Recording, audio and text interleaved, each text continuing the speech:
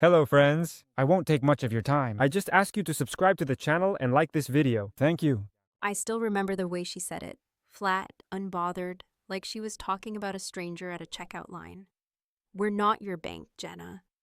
That line has lived rent-free in my head for over 3 years now, like a nasty little parasite that kicks its feet up every time I try to remember something better about her. I didn't cry when she said it. I didn't scream. I just stood there, holding my phone in one hand and the paperwork in the other, trying to figure out if maybe I'd misunderstood her. Maybe I missed some sarcasm. Maybe this was one of her weird jokes. But no, she meant it, every cold syllable. Let me back up. I was 38, living in Milwaukee, working as a marketing coordinator for a mid-sized firm that sold orthopedic supplies. Not exactly the dream job, but it paid well enough, and I had decent health insurance. At least I thought I did. Then came the diagnosis. Sudden heart failure. Not the slow kind with warning signs and doctor nudges over the years. Your heart is functioning at less than 20%, and if we don't intervene soon, you could die kind. I had always thought I was healthy. I didn't smoke, I rarely drank, and I walked a lot. I had even completed a 5K charity run the year before. But turns out, genetics don't give a damn about your kale smoothies. The surgery was urgent, a minimally invasive device implantation, followed by months of cardiac rehab and medication. Most of it was covered, but there was still a terrifying balance left over, $32,000. Even after emptying my savings, tapping into my 401k, and trying to negotiate with the hospital, I was short almost 15 grand. That was when I called my mom. Now, before you judge me, understand this. I have never asked my parents for money. Not when I was in college eating ramen and working 2 part-time jobs. Not when my first car broke down and I had to ride my bike to work in the snow. Not even when I was laid off for 3 months during the pandemic and had to ration groceries. I've always been the figure-it-out kid, the reliable one, the one who remembered birthdays, helped move furniture, and never said no when someone needed a favor. So when I called my mom that day, I expected her to at least care. I wasn't calling to beg. I wasn't calling to dump the entire burden on her. I just needed a bridge, a little help, a short-term loan. But what I got was a one-sentence rejection with all the emotional warmth of a customer service bot. "We're not your bank, Jenna." I was stunned. It wasn't even just what she said, it was how quickly she said it, like she'd been waiting for me to ask so she could deliver that line. And then she went on, almost annoyed. "You know how tight things have been. Your brother's business is just getting off the ground. We've had to support him so much already." Ah, there it was, the Brent clause. My younger brother, 5 years my junior, professional dream chaser, serial starter of side hustles and failed apps. He was the family golden boy, and I was dependable, boring, replaceable. I hung up the phone quietly, didn't argue, just sat there in my apartment, surrounded by piles of medical forms and pill bottles, trying to breathe through the tightness in my chest that had nothing to do with my heart. The kicker came 2 weeks later. I was sitting on my couch, checking my email, when I got a text from my cousin Angela.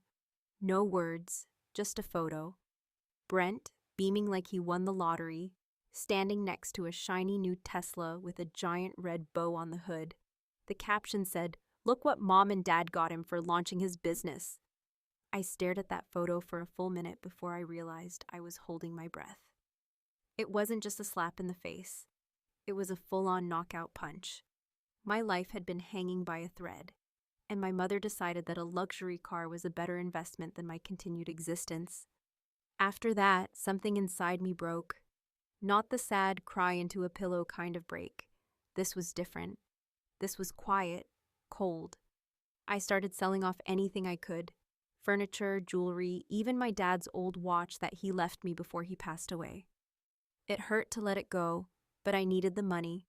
I needed to stay alive, and apparently, that was a burden only I was responsible for carrying. I sold my guitar, my couch. I even looked into a payday loan, but the terms were worse than highway robbery, and I couldn't stomach the idea of owing someone like that. I was seriously weighing whether I should just take my chances with the cheaper, riskier surgery option overseas when my phone rang again. It was a number I didn't recognize. I almost didn't pick up, but something told me to press accept. "Hey, Jenna, it's Callie. I heard about what's going on." Callie was my college roommate. We hadn't talked in years beyond the occasional birthday Facebook comment.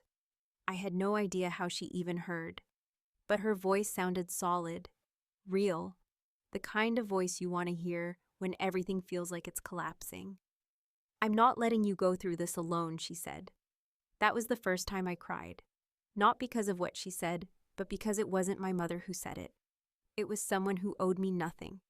And in that moment, that kindness cut deeper than my mother's rejection ever could. And just like that, the first thread of a new plan began to weave itself through my mind. I wasn't sure yet what it would lead to, but I knew one thing for certain.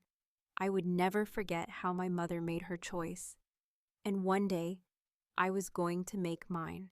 When I say Callie saved my life, I don't mean it in the exaggerated, sentimental way people often use when someone lends them emotional support or gives them a pep talk. I mean, she literally, without hesitation, stepped in and gave me the lifeline that my own family refused to even consider. We hadn't been close since our mid-20s. Life happened. She moved to Denver for a while. I stayed in Wisconsin. We both dated the wrong people, lost touch after college. I think the last time we saw each other in person, Obama was still in his first term. And yet somehow, in the middle of my worst chapter, she came in like she had been waiting backstage the whole time. Apparently, she had heard through Angela, my cousin, the same one who sent me the Tesla photo that nearly made me throw my phone at the wall. I hadn't known they stayed in touch, but somehow Callie got wind of what was going on. And instead of just sending some obligatory thoughts and prayers message or hitting the like button on a health update, she picked up the phone. And what she said in that first call still lives rent-free in my head. Not because it was dramatic, but because it was so plain, so solid, so unlike the hollow nothingness my mother gave me. "I'm not gonna let you die because someone else didn't step up," she told me. "If I can help, I will. No strings." I didn't even know what to say. I mean, we'd shared a dorm, not a mortgage. We weren't sisters, or we weren't even the type of friends who talked every month. But that didn't matter to her. She said she knew people. She worked in healthcare administration now and had some connections with programs and charitable organizations that help underinsured patients. Within a week, she had already gotten me in touch with a resource coordinator who knew how to push through paperwork like a magician. Then came the GoFundMe, which I had resisted starting myself because I hated the idea of broadcasting my personal failure to the world. But Callie framed it differently. "This isn't failure, this is survival," she said. "And people want to help. You'd be surprised." She was right. My co-workers, old college friends, even a few clients from jobs I'd worked years ago chipped in. A woman I barely remembered from an internship sent $200 with a message that said, "You helped me once. You told me I was good enough to go after the full-time role. I've never forgotten that." I cried so hard reading that message I had to lie down. For the first time in weeks, I felt something that wasn't just panic or rage or exhaustion. I felt seen. And throughout the entire process, Callie was just there. She called the hospital, she handled the bureaucracy. She even flew out to be with me for the procedure, wearing these beat-up brown boots I remembered from college, like time had barely touched her. While I was recovering in a tiny post-op room that smelled like bleach and fear, she sat in the corner reading aloud from trashy celebrity magazines, making fun of rich people's baby names, and feeding me spoonfuls of terrible Jell-O like we were teenagers again. That's when I realized something important, not just about her, but about me. All my life, I'd been the responsible one, the one who never needed help, the one who kept everything together while others fell apart. And somehow, I had surrounded myself with people who liked me in that role. My mother especially. She loved that I could take care of myself, that I didn't ask for anything. But the moment I did, truly needed her for once, she opted out, and not gently, not with regret. She dismissed me like I was asking for gas money after a night out. Meanwhile, here was Callie asking for nothing, expecting no repayment, just showing up because she believed in showing up. It took me a few weeks after surgery to fully process it all. I didn't want to deal with the grief while still dealing with the physical recovery, but it bled through anyway. I caught myself replaying old memories in my head, moments that had seemed innocuous before, but now looked different. Like how my mother always forgot to mention me in her Facebook posts when we were all together for holidays. How she never asked about my work but knew every detail of Brent's business ventures. Or how she would praise me for being independent every time I went through something alone. Like it was a compliment instead of a form of emotional neglect. By the time I was able to walk around without pain, by the time the swelling in my chest started to fade, and I no longer flinched every time I caught my reflection in the mirror, I had made a quiet, calm decision. I was done with them. Not in the dramatic movie scene way, where I'd call up my mother and scream into the phone about everything she had done wrong. That would have given her too much power. No, I did it in the most Jenna way possible. Methodical, precise, final. I blocked her number, deleted Brent from my contacts, removed every connection I had to them on social media. I didn't announce it. I didn't post about it or write some vague quote about boundaries and healing. I just disappeared, quietly. And to be honest, I don't think they even noticed right away. That was what cut the deepest. Not the betrayal, not the favoritism, not the money, but the fact that my absence didn't even make a ripple in their lives, at least not immediately. I imagined them going on with their brunches and startup parties, clinking glasses and pretending everything was fine, while the daughter they turned their backs on started her life over from scratch. In the months that followed, I focused on healing, physically and emotionally. I got a new job offer, one that came with better benefits and a real chance to move forward. I moved to a smaller apartment closer to the lake, and for the first time in years, I started sleeping through the night. I sent Callie a thank you package every month, a book, a scented candle, a handwritten letter, and she'd send back sarcastic texts like, "You're embarrassing me, you dork," but I knew she appreciated it. I didn't miss my family. That was the strangest part. I missed the idea of family, sure, the fantasy of unconditional love and loyalty, but not the people themselves. And as time passed, the fantasy lost its grip on me. I stopped needing them to apologize. I stopped hoping they'd change. And that was when I truly felt free. Until one day, about 2 years after the surgery, my phone started buzzing. Unknown number, then another, then a voicemail. "Hi Jenna, it's Mom. Can we talk, please?" And just like that, the past began knocking again. But this time, I wasn't opening the door with empty hands. I had something they didn't expect: power, and I intended to use it. It started with a simple ping from a news app I never remembered installing. I was in the middle of making lunch, flipping a grilled cheese in a pan, while humming along to some mid-2000s pop song on the kitchen speaker. The notification flashed across my screen before I could swipe it away, and I caught just enough to stop what I was doing. A local traffic incident. Major intersection. One vehicle involved. A Tesla Model 3. I wasn't someone who lingered on traffic reports or morning news anymore, not since everything I read for 2 straight years felt like a personal attack. But something about this one held me in place. The model, the intersection, the date. It all felt uncomfortably familiar. Against my better judgment, I opened the link. There he was, Brent. Right there in the blurred background of a crash photo, standing next to the wrecked Tesla, head down, phone in hand, clearly shaken, but upright. The car was totaled. Absolutely destroyed in the front, crumpled like a soda can. I stared at the image for a full minute before it hit me. He had walked away from it. He was alive.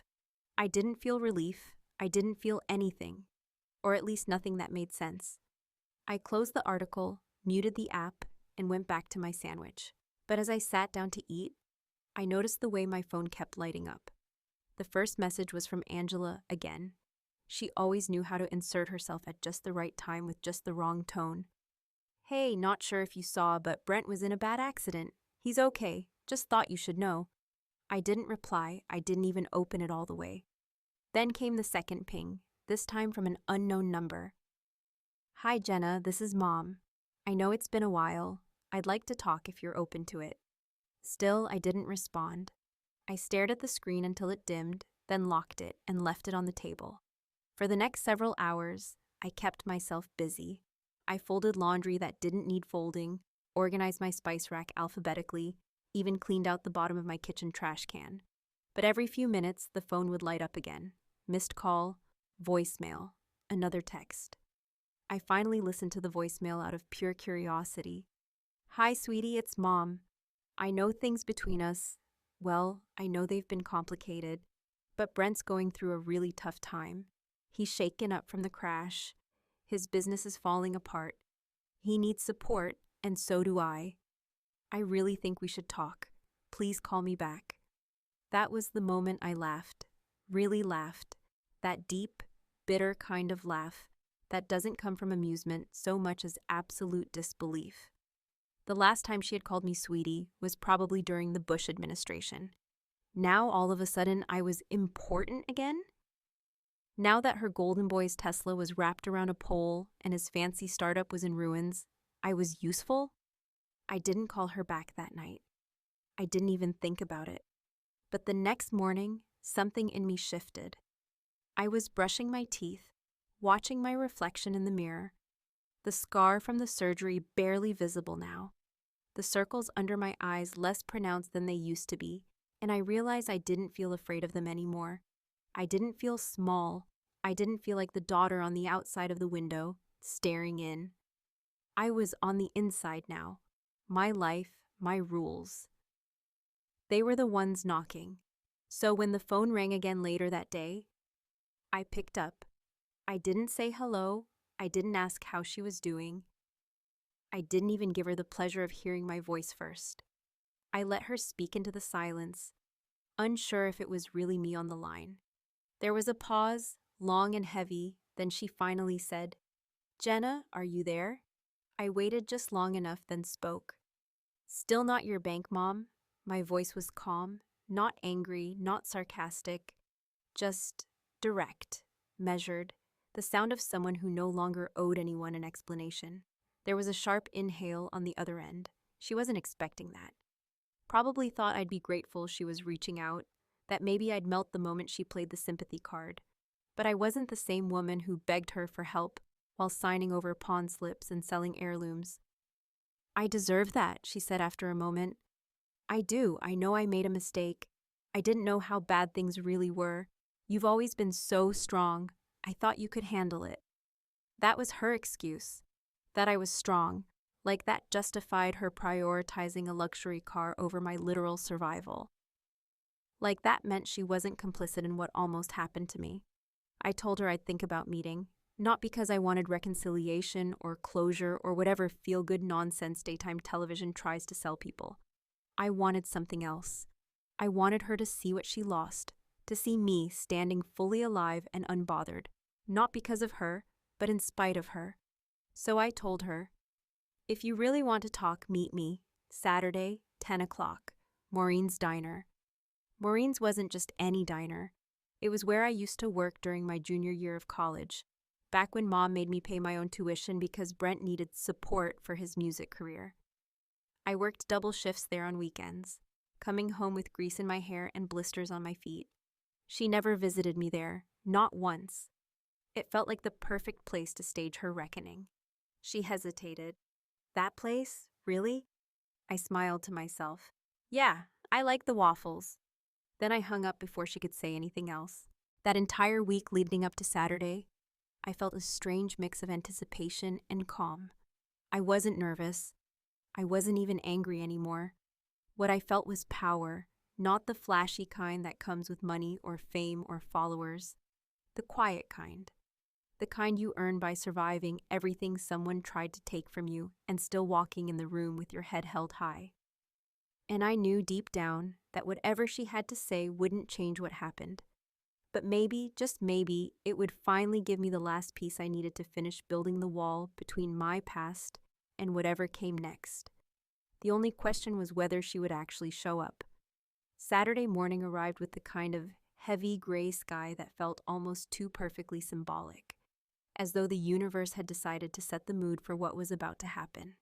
I stood in front of my closet for 20 minutes, not because I didn't know what to wear, but because I wanted her to see me at my sharpest.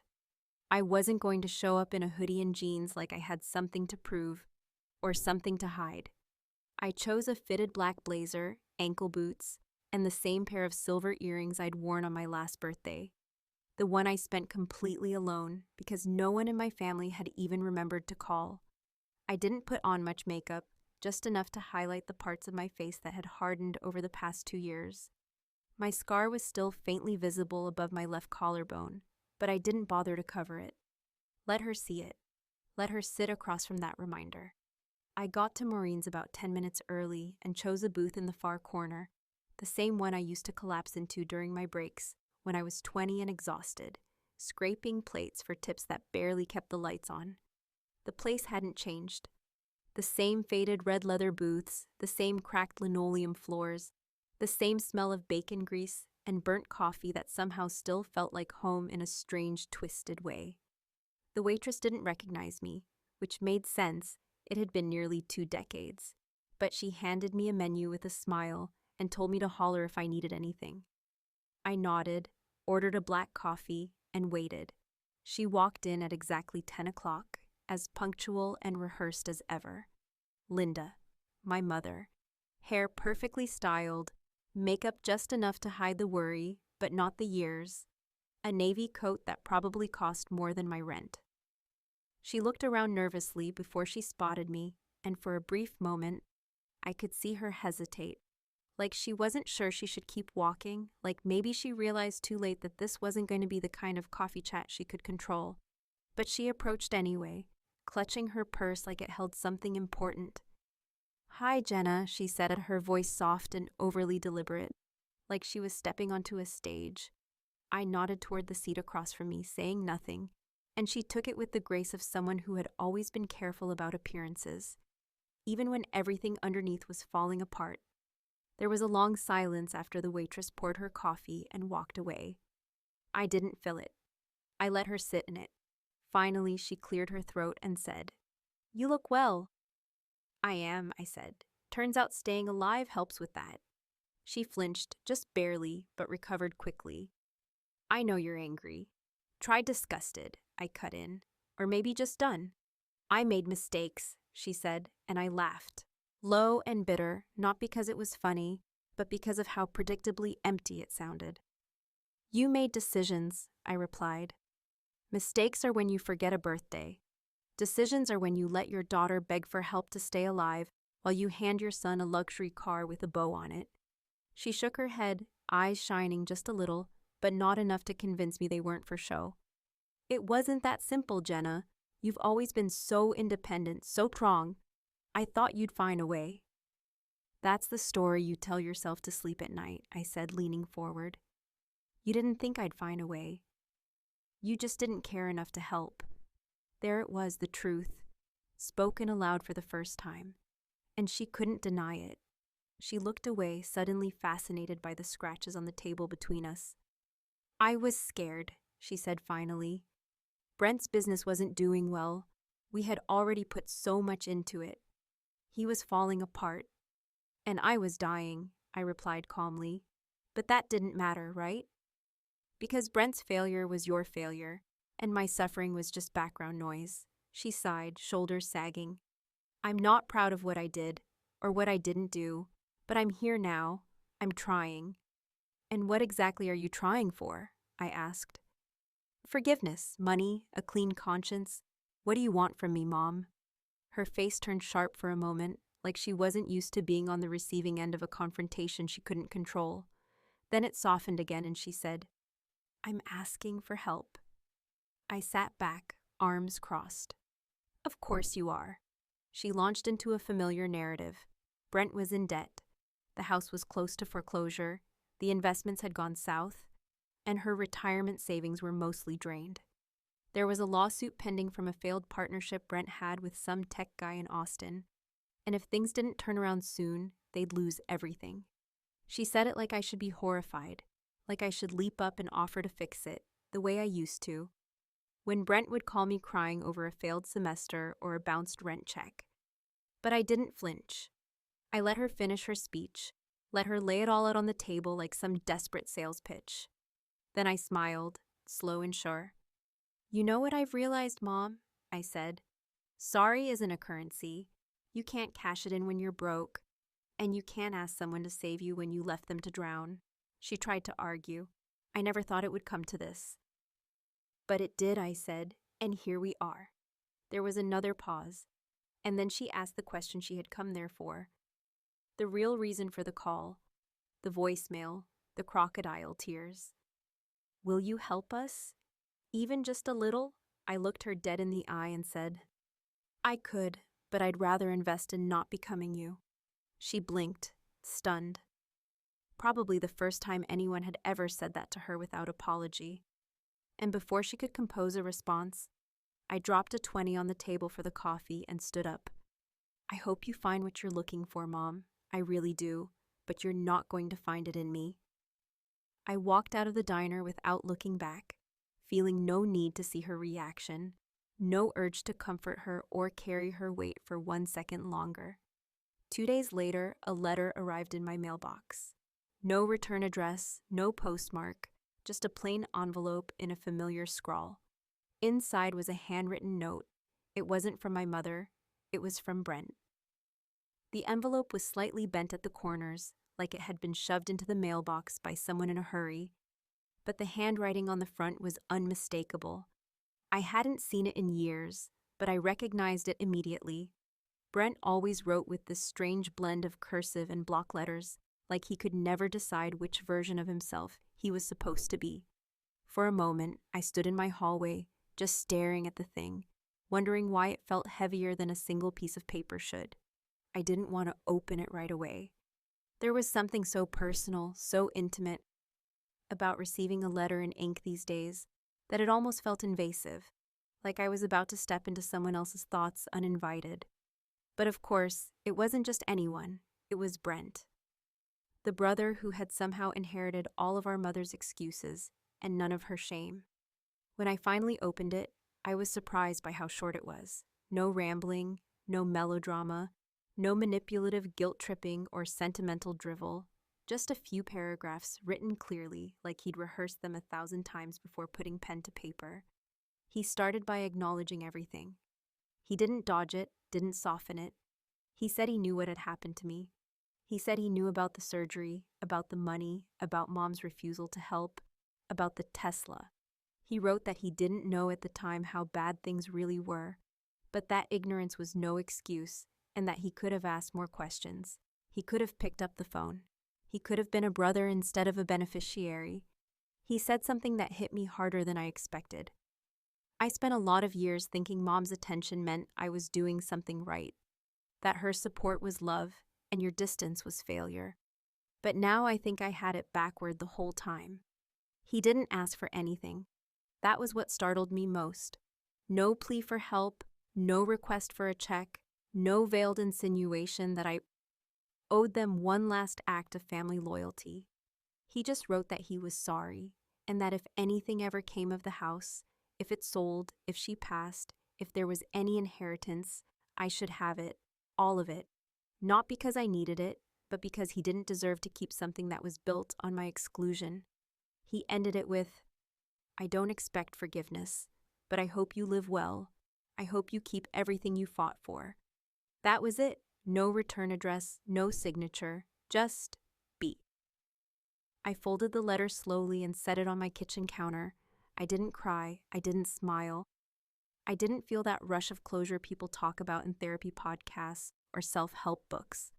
I just felt still, like someone had turned down the volume on a constant background noise I hadn't realized was humming in my ears. For years, I sat down and stared at the wall for a long time, not because I was trying to figure out how to feel, but because I finally had the luxury of not needing to feel anything at all. The next day, I drove out to the house, not for nostalgia, not for confrontation, but for a kind of reckoning I hadn't allowed myself before. The place looked older than I remembered. The shutters were faded, the gutters sagged, and the front lawn was overgrown in patches, like someone had started mowing it and just given up halfway through. I parked across the street and sat in my car for 10 minutes before I finally walked up the driveway. I had keys, but I knocked anyway, out of habit, or maybe just politeness. No one answered. I didn't expect them to. Inside, the air smelled like lemon cleaner and stale bread. The furniture was all the same, though more worn. The pictures on the wall still featured Brent's graduation, Brent's ski trip, Brent holding the family dog. My photo was missing from the hallway, but I hadn't expected otherwise. I walked through each room slowly, taking in the corners and walls that had once held so much weight. I lingered in the kitchen, remembering the nights I'd stood at the stove cooking dinner for everyone while Brent played video games in the basement, and Mom scrolled through her phone on the couch, too tired to ask how my day had been. I made my way upstairs, passing the door to my old room. It was closed. I opened it gently and found the space empty, except for a few old boxes and a mattress leaning against the wall. But what caught my attention was a small wooden box sitting on the windowsill. It wasn't mine, but when I opened it, I found something that nearly buckled my knees: my father's watch. The one I had sold to pay for my surgery, the one I thought was lost to a pawn shop forever. I didn't know how it had made its way back here. Maybe Mom had tracked it down, bought it back. Maybe Brent had found it, thinking it would mean something if I ever came around again. Or maybe it was just a coincidence, a quiet miracle hiding in a house that had always chosen to forget me. Whatever the reason, I took it, not out of sentiment, but because it belonged with someone who had paid the highest price to keep going. Before I left, I walked into the living room and set an envelope on the coffee table. Inside was a receipt, donation confirmation made in my mother's name to a women's shelter, enough to cover 10 beds and 3 months of meals. The note attached simply read, "You taught me that family can betray you. I'm just teaching you that sometimes they can walk away too." I didn't leave a forwarding address. I didn't text. I didn't look back as I pulled away from the curb. Some stories don't end with reconciliation. Some don't end with a big hug or a healed heart or a phone call that makes everything all right. Some stories end with a closed door, a final word, and a quiet drive into the kind of life you had to fight tooth and nail to build for yourself. And that's exactly the kind of ending I needed.